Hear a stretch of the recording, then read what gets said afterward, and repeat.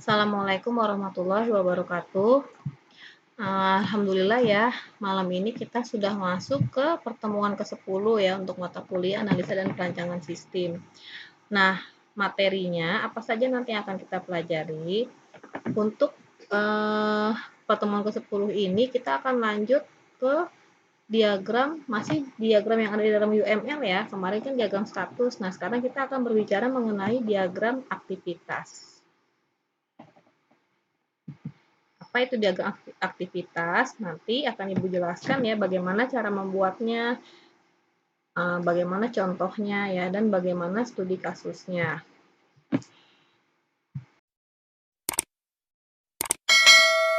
Nanti yang akan Ibu bahas adalah mengenai pengertian dari activity diagram, lalu bagaimana cara membuat diagram aktivitas atau activity diagram. Ada contoh ya, nanti ada contoh dari diagram aktivitas dan studi kasus dari diagram aktivitas atau activity diagram. Nah, apa itu activity diagram atau biasa dikenal juga dengan diagram aktivitas. Nah, diagram aktivitas atau activity diagram digunakan untuk menggambarkan proses bisnis ya, atau alur kerja dari suatu sistem informasi yang nanti akan kita buat. Nah, biasanya ini activity diagram ini nanti akan terpakai nih pada saat nanti kalian akan KKP ya, kuliah kerja praktek, atau pada saat tugas akhir. Nanti pada saat kalian akan membuat suatu sistem informasi, nah nanti rancangannya itu kita menggunakan UML. Nah, diagram yang digunakan itu ada diagram use case, ada kelas diagram, ada activity diagram. Nah, ini salah satu diagram yang nanti akan kita buat pada saat nanti kita perancangan tugas akhir. Jadi di sini kalian harus benar-benar perhatikan ya bagaimana cara membuatnya. Lalu yang selanjutnya adalah activity diagram menunjukkan suatu alur kegiatan secara berurutan ya. Jadi tadi activity diagram untuk menggambarkan proses bisnis atau alur kerja dari suatu sistem informasi dan juga menunjukkan suatu alur kegiatan secara berurutan, aktivitas yang dilakukan secara berurutan. Dan activity diagram digunakan untuk mendeskripsikan kegiatan-kegiatan dalam sebuah operasi. Selanjutnya, activity diagram ini atau diagram aktivitas juga sangat bermanfaat apabila kita membuat diagram ini terlebih dahulu dalam memodelkan sebuah proses untuk membantu memahami proses secara keseluruhan. Nah, activity diagram ini dibuatnya itu adalah dengan berdasarkan sebuah atau beberapa use case pada use case diagram. Jadi nanti kita buat use case-nya, terus kita buat activity diagramnya. Nah, sebelumnya minggu kemarin kan kita sudah mempelajari tentang diagram status ya. Masih ingat ya, atau state chart diagram ya. Nah, activity diagram ini juga berhubungan dengan diagram state chart atau diagram status. Nah, diagram state chart ini atau diagram status fokus pada objek. Nah, kalau diagram status itu kan kemarin fokus pada objeknya ya di dalam suatu prosesnya atau proses menjadi suatu objek. Nah, sedangkan kalau activity diagram fokus pada aktivitasnya, pada aktivitas-aktivitas yang terjadi, yang terkait dalam suatu proses tunggal. Nah, yang perlu kalian perhatikan bahwa dari activity diagram ini adalah diagram aktivitas itu menggambarkan aktivitasnya ya, menggambarkan aktivitas sistem, bukan apa yang dilakukan oleh aktor. Nah, yaitu aktivitas yang dapat dilakukan oleh sistem. Dan diagram aktivitas itu juga bisa mendukung perilaku paralel. Nah, perilaku paralel itu maksudnya adalah jadi bisa saja ada aktivitas yang dilakukan secara bersamaan. Itu namanya paralel. Nah, diagram aktivitas atau activity diagram, nah juga banyak digunakan untuk mendefinisikan. Yang pertama juga didefinisikan sebagai rancangan proses bisnis, di mana setiap urutan aktivitasnya yang digambarkan merupakan proses bisnis sistem yang didefinisikan. Dan activity diagram itu juga sebagai urutan atau pengelompokan tampilan dari user interface ya, dari sistem tampilan antarmuka ya, di mana setiap aktivitas itu dianggap memiliki sebuah rancangan user interface ya, atau antarmuka tampilannya. Dan diagram aktivitas itu juga didefinisikan sebagai rancangan pengujian di mana setiap aktivitas dianggap memerlukan sebuah pengujian yang perlu didefinisikan kasus ujinya. Nah, itu tadi beberapa pengertian mengenai diagram aktivitas. Jadi intinya diagram aktivitas itu adalah menggambarkan suatu proses alur kerja dari suatu sistem informasi yang akan dibuat nanti. Dan prosesnya itu digambarkan, kegiatannya itu atau aktivitasnya digambarkan secara berurutan ya. Nah, kita simbol-simbolnya apa saja nih di dalam diagram aktivitas? Ada simbol-simbolnya ya. Yang pertama, di dalam membuat diagram aktivitas itu harus diawali dengan simbol status awal ya. Status awal. Jadi dalam aktivitas itu memiliki suatu status awal, ini adalah bulat hitam ya, seperti not lambang sama seperti diagram status ya. Status awalnya bulatan hitam. Lalu setelah itu ada simbol aktivitas ya, lambang oval aktivitas.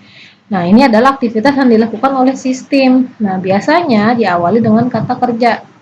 Untuk penamaan aktivitas ini harus menggunakan kata kerja.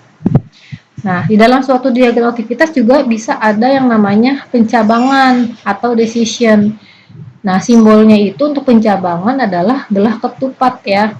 Jadi kalau ada pilihan aktivitas atau kegiatan itu lebih dari satu, itu berarti dia ada suatu kondisi pencabangan. Lalu ada penggabungan atau join. Nah, join ini berarti ada penggabungan lebih dari satu aktivitas digabungkan menjadi satu. Nah, ini garis hitam tebal seperti ini. Dan jangan lupa diakhiri dengan status akhir kalau sudah selesai ya. Status akhir itu bulatan hitam dan ada lingkaran lagi di luarnya ya, seperti ini, seperti telur mata sapi ya. Jadi sebuah diagram aktivitas juga memiliki sebuah status akhir. Nah, di dalam diagram aktivitas itu ada yang namanya swim lane ya. Simbol swim lane adalah seperti ini. Bisa seperti ini, nama swim lane-nya di atas atau nama swim lane-nya di samping. Nah, swim lane ini adalah yang memisahkan organisasi bisnis yang bertanggung jawab terhadap aktivitas yang terjadi. Nanti kita langsung ke contohnya aja deh biar nggak bingung. Nah, lalu ada yang namanya fork. Fork itu lambangnya seperti ini ya, garis hitam tadi ya. Terus jadi kalau fork itu kalau misalkan ada kegiatan yang dilakukan secara bersamaan atau paralel, maka itu menggunakan fork. Ya, ini aktivitasnya apa di sini ditulis dengan menggunakan simbol aktivitas. Nah, kalau ada fork itu harus ditutup dengan menggunakan join ya. Join seperti ini, di bawahnya ditutup dengan menggunakan join ya, untuk menunjukkan kegiatan yang digabungkan. Jadi kalau ada fork harus ditutup dengan join, jangan lupa. Nah, kita sekarang masuk ke bagaimana cara membuat activity diagram atau diagram aktivitas. Langkah-langkah penggambarannya. Jadi, activity diagram ya, atau diagram aktivitas itu cara bacanya adalah dibaca dari atas ke bawah ya, dari atas ke bawah. Nah, nanti bisa saja di tengah-tengah itu mungkin ada pencabangan ya, bercabang. Itu artinya nanti ada suatu kondisi yang harus dipilih kalau pencabangan, atau suatu keputusan atau memiliki kegiatan yang paralel, atau bisa juga nanti ada kegiatan atau aktivitas yang sifatnya itu harus dilakukan secara bersamaan ya, itu paralel, nanti menggunakan simbol fork tadi kalau ada kegiatan yang dilakukan secara paralel atau bersamaan. Oke, selanjutnya langkah-langkah membuat diagram aktivitas. Jadi yang pertama kita buat dulu ya simbol status awalnya tadi untuk mengawali diagram yang bulatan hitam tadi. Lalu kita setelah itu kita gambarkan nih aksi pertamanya apa, aktivitas pertamanya, kegiatan pertamanya apa sesuai aliran kegiatan sistem. Nah, nanti kita bisa menggunakan sebuah fork pada saat ada aktivitas atau kegiatan yang terjadi secara bersamaan. Kita bisa menggunakan fork. Kalau menggunakan fork, maka di bawahnya harus ditutup dengan join, harus ditutup dengan simbol join. kalau ada kegiatan yang paralel ya, atau yang dilakukan secara bersamaan. Nah, bisa juga nanti ada suatu kondisi ya, atau suatu pencabangan ya, digunakan untuk menunjukkan suatu kegiatan untuk memenuhi kondisi tertentu. Nah, kalau ada pencabangan, pencabangan itu tadi kan simbolnya belah ketupat ya, belah ketupat. Nah, kalau ada pencabangan itu harus diakhiri dengan tanda decision lagi atau pencabangan lagi. Jadi harus bawahnya ditutup dengan lambang atau simbol decision lagi yang belah ketupat lagi untuk menutup ya, sebagai akhir dari pencabangan tersebut. Yang terakhir, kalau sudah selesai, akhiri dengan simbol status akhir yang bulatan hitam tadi ya, terus ada lingkaran lagi di luarnya yang seperti telur mata sapi tadi ya. Nah, sekarang kita sekarang langsung aja masuk ke contohnya ya. Contoh activity diagram atau diagram status. Nah, diagram aktivitas, maaf. Contoh dari diagram aktivitas untuk sistem order. Nah, di sini kita lihat contohnya nih. Untuk sistem order ya, misalnya untuk menerima pesanan. Pertama kita buat dulu tadi ya, status awal ya, bulatan hitam. Lalu di sini ada kegiatan atau aktivitas terima order. Nah, terima order. Nah, ini penamaan aktivitasnya harus dengan kata kerja ya, terima order. Nah, setelah terima order apa yang dilakukan? Nah, ternyata di sini ada kegiatan yang paralel dengan kita di sini buat dengan menggunakan for. Nah, di sini ada kegiatan yang dilakukan secara bersamaan, yaitu setelah menerima order, di sini diharuskan untuk mengisi order dan kirim faktur. Nah, untuk isi order di sini ordernya ada dua jenis nih, ada yang jenis kilat sama jenis normal. Ada pencabangan, ternyata ada kondisi. Kalau kita memilih yang jenis kilat, maka itu pengirimannya semalam. Kalau yang jenis normal, pengirimannya biasa. Di sini ada pencabangan ya, ada kondisi kita diharuskan memilih salah satu. Nah, setelah itu pencabangan tersebut harus ditutup lagi dengan lambang pencabangan. Tadi lambangnya adalah decision. Lambang decision maksudnya itu adalah lambang belah ketupat. Nah, di sini ditutup lagi dengan lambang belah ketupat. Setelah itu selesai. Nah, kalau yang kirim faktur itu tadi setelah kirim faktur lalu terima pembayaran. Setelah terima pembayaran selesai. Tutup dengan join. Nah, di sini jangan lupa kalau di atas ada fork, maka di bawah harus ada join. Tadi join seperti ini ya. Join itu di atas garis hitam tebal ini ada panah. Ada dua panah dari kegiatan aktivitas yang bersamaan tadi ya. Lalu di bawahnya ada satu panah. Kalau fork itu tadi di atasnya ada satu panah. Dan di bawahnya ada dua garis panah, yaitu untuk menunjukkan kegiatan aktivitas yang dilakukan secara bersamaan. Setelah ditutup dengan join, lalu kita tutup order. Setelah itu kita di sini melakukan aktivitas tutup order. Setelah itu kita tutup dengan lambang status akhir tadi. Kegiatan ini seperti ini ya. Selesai. Nah, bisa juga diagram aktivitas itu dibagi menjadi beberapa objek swim lane untuk menggambarkan objek mana yang bertanggung jawab untuk aktivitas tersebut. Jadi penggambaran activity diagram bisa juga dengan menggunakan swim lane ya. Nah, ini contoh dengan swim lane seperti ini. Jadi swim lane ini adalah di sini terlihat lebih jelas ya kalau dengan menggunakan swim lane ada objek mana yang melakukan atau bertanggung jawab untuk aktivitas tersebut. Di sini ada pengiriman, customer service, dan keuangan. Nah, di sini bisa dibagi menjadi 3. Tadi yang melakukan terima order adalah bagian customer service. Nah, seperti ini. Lalu di sini ada aktivitas paralel. Yang melakukan isi order, bagian pengiriman, dan yang melakukan keuangan adalah bagian kirim faktur. Setelah itu ada di sini tadi setelah itu isi order ada pilihan mau yang jenis kilat atau jenis normal. Nah, kalau ada pencabangan jangan lupa ditutup lagi ya dengan lambang decision nih, pencabangan. Setelah itu selesai customer service yang akan menutup ordernya. Ini kirim faktur, setelah kirim faktur kirim pembayaran yang melakukan adalah bagian keuangan. Setelah itu ketemu lagi di sini selesai tutup order, setelah itu selesai. Nah, seperti ini lebih rapi ya apabila kita membuat activity diagramnya dengan menggunakan swim lane. Nah, lebih rapi. Jadi ketahuan di sini yang melakukan kegiatan atau aktivitas ini siapa. Gitu. Nah, ini ada contoh. Di sini ada contoh lagi nih. Bu kasih contoh lagi deh, biar lebih jelas. Contoh diagram aktivitas pengambilan uang dari akun bank melalui ATM ya, tapi dengan swim lane ya, biar jelas ya.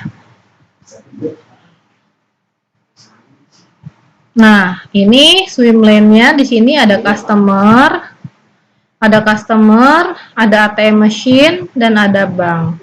Nah, kalau misalkan kita mau ngambil uang dari ATM, gimana sih caranya mengambil uang dari akun bank? Artinya kita punya rekening di dalam suatu bank, lalu kita ingin mengambil uangnya melalui mesin ATM.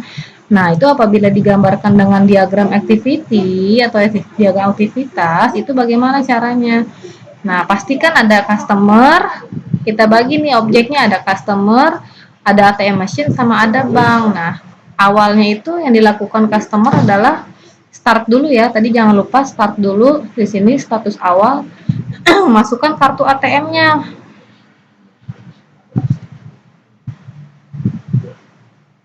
Masukkan kartu ATM, insert card. Yang melakukan adalah si customer. Setelah itu si customer melakukan PIN, maksudnya menginput PIN ya, mengenter PIN.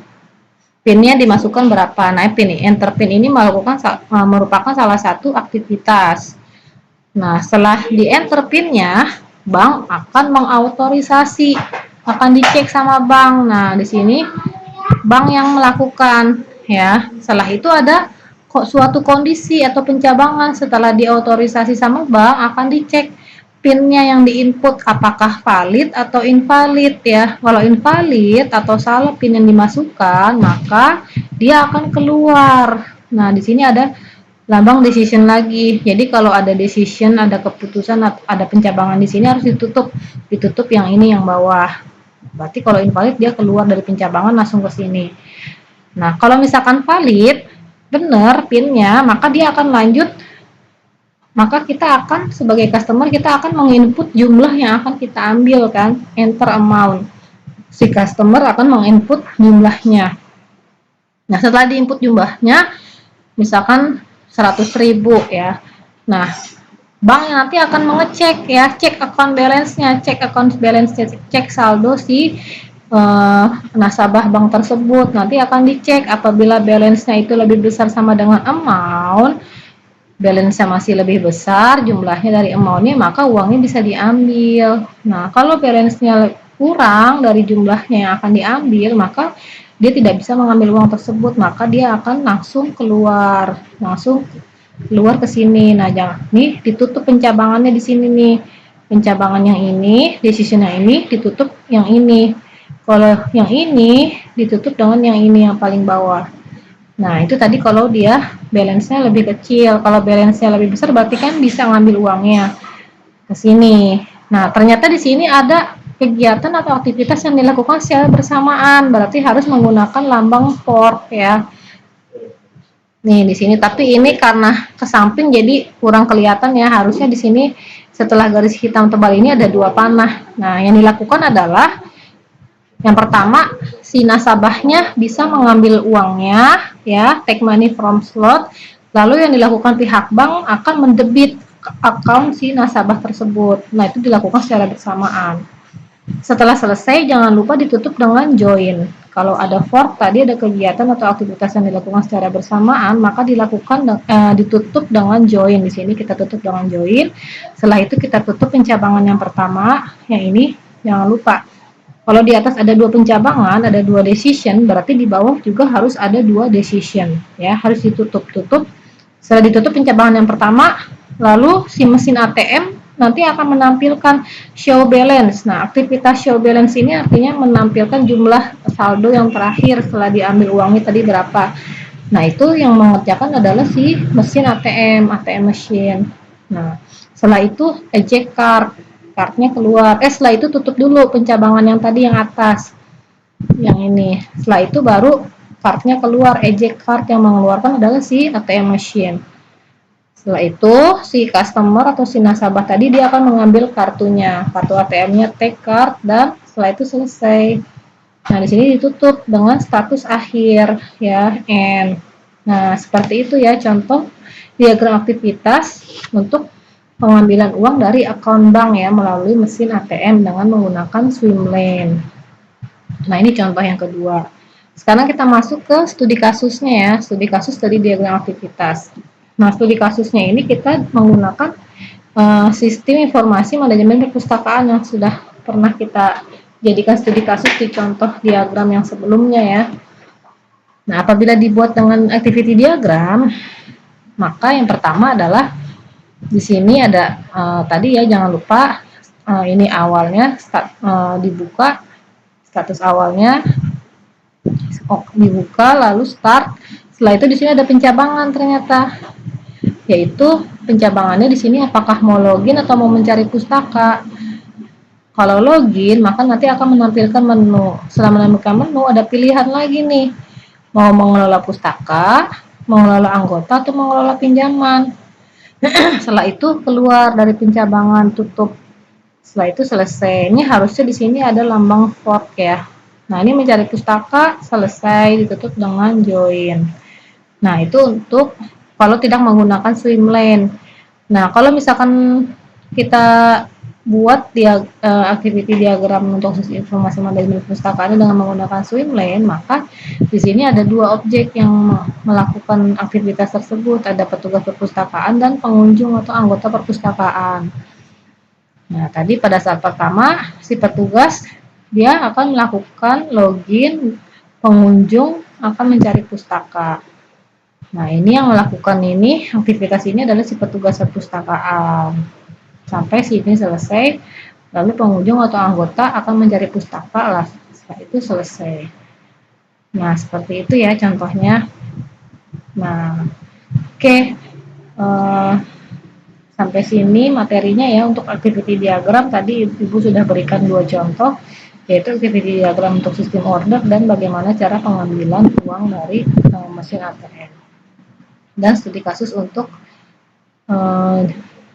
sisi informasi manajemen perpustakaan. Untuk selanjutnya nanti akan ada latihan ya untuk membuat activity diagram.